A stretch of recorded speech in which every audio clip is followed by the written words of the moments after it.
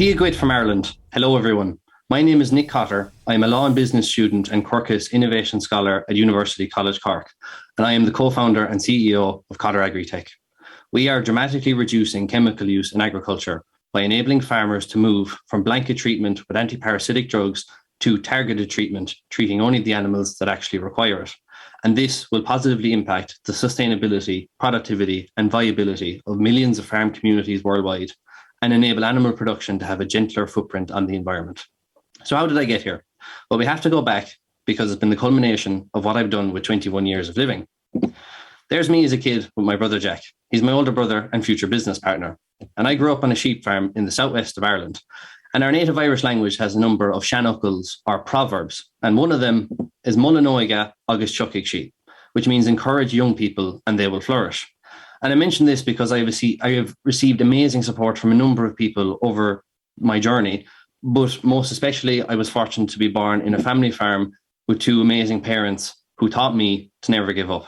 And the reason why I am an entrepreneur is because of this environment, a farm where you can explore, and I'm inherently curious. My parents who taught me to go forward and bring my ideas to fruition.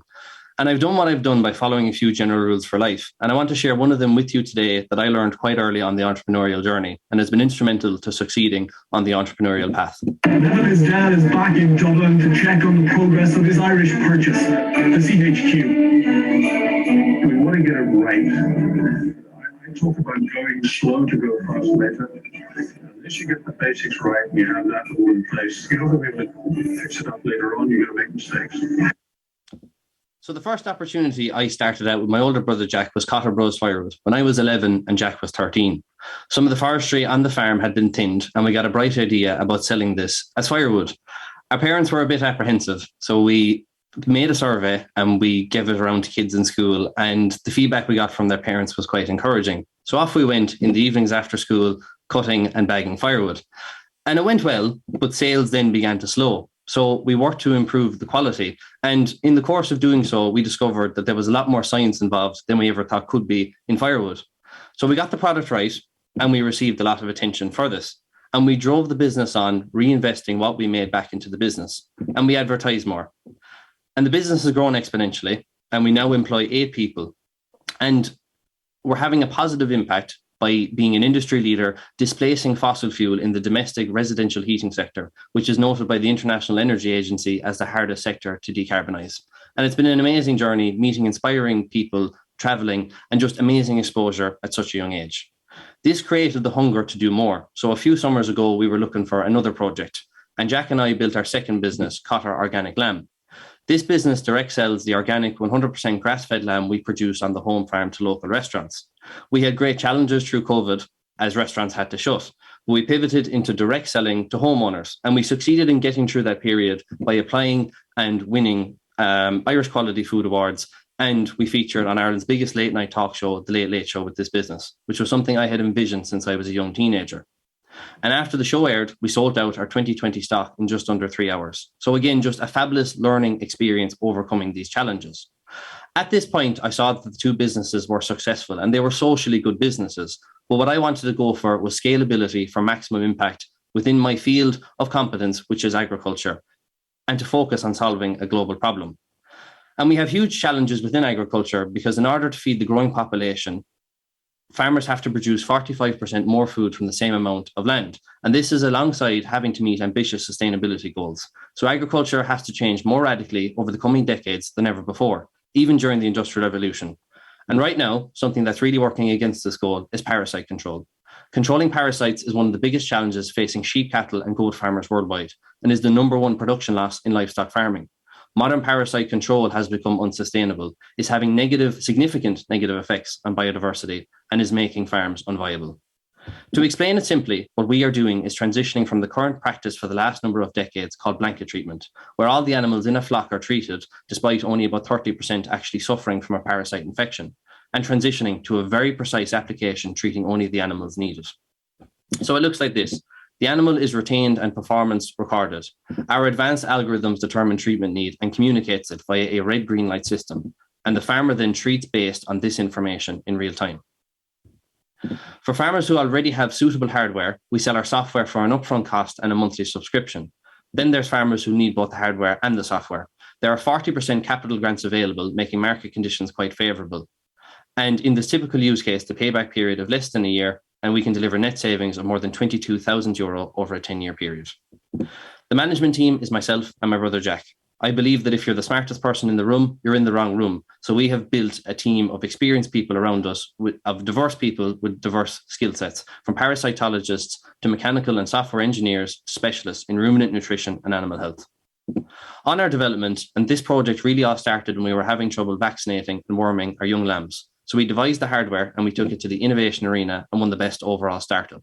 Spurred on by this, we began commercialization and developed the software.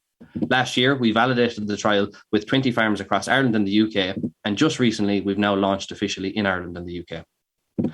So we demonstrated our impact with these 20 farms, and what we saw was almost identical animal performance with 40% less drugs, which is a game changer financially, but also from an environmental point of view for us all. This will protect the efficacy of these important drugs. We can't live without them, so they need to be protected in the same way as our antibiotics. The software also rank orders the animals based on their demonstrated resistance and resilience to worms, and farmers can improve productivity by choosing these animals to breed from. We also provide key insights to drug manufacturers, regulators, and researchers. And the hardware delivers significant labour savings by enabling a farmer to treat more animals in the same amount of time, giving back time to focus on other things in his or her daily life. As they say, the trend is your friend, and later this year, the European Union is banning wormer treatment without prescription to combat drug resistance, increasing the need for a diagnostic approach. Taking a broader look, we're protecting social license to operate. Remember, in the main, agriculture is funded with public money. And if there is no social license, this will not continue. And this speaks to the importance of our product for farmers, government, and the public in continuing support of our sector. The current parasite control methods available include the use of fecal egg counting, which identifies when parasite activity is highest. But under this approach, we are still blanket treating the animals. Then there is using visual assessment to determine individual treatment need, but many parasite infections are subclinical, so you can't tell from a visual assessment accurately. And from trials, this approach results in reduced animal performance. And then there is a vaccine approach, which is in early development and is promising. There is a massive market for the product, and the numbers you see here reflect sheep only. However, ultimately, we are taking this to all grass-eating ruminant livestock globally, so to the dairy, beef, and goat sectors. So the value of this technology is far greater. How we're going to deliver these revenue targets is through our own marketing plan execution and through channel partners. These include companies who sell breeding stock across the UK, Australia, and New Zealand. We're delivering our technology to identify the animals who have the best resilience to parasites in return for access to their customer base. We're also partnering with the drug manufacturers because if these drugs stop due to resistance, no one's going to buy them. So we're delivering value there. In the dairy sector, we have a large Irish milk processor that we're having discussions with, and we're also seeking to work with the cattle breeding federations. We have a clear plan. To date, we've raised 650,000, which has primarily come from our two other businesses. This will fund us to the end of this year and will be used to drive adoption, begin R&D into the cattle solution, and expand our team to deliver these goals.